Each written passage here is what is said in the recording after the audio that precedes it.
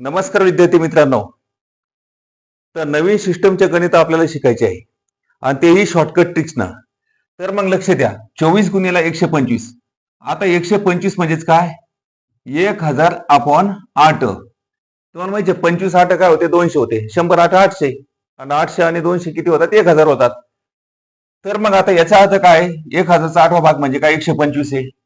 म्हणून 125 म्हणजेच काय? 1000/8. 125 म्हणजेच काय? 1000/8.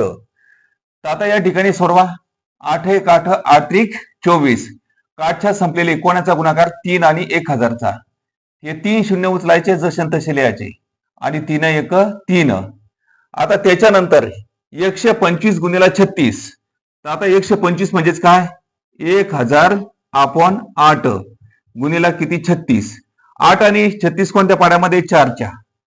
4 दोन्ही 8, 4 9 36 आणि 2 आणि 1000 कोणत्या पाड्यामध्ये? 2च्या. बे एक बे, बे 500 1000 म्हणजे 1000चे निम्मे किती झाले? 500. तर यांचा गुणाकार करायचा 500चा आणि 9चा. 2 शून्य उचला, जसे तसे लिहा आणि नमापाची 45. या ठिकाणी 4500 उत्तर आलेलं आहे. तर आता हे दोन गणित मी तुम्हाला सोडून दिलेले. तर आपण काय करायचं आता? 3 नंबरचा प्रश्न तुम्ही सोडवायचा आणि कमेंट बॉक्समध्ये त्या ठिकाणी उत्तर लिहायचं आहे. तर आज या ठिकाणी थांबूया. भेटूया नेक्स्ट व्हिडिओमध्ये. धन्यवाद.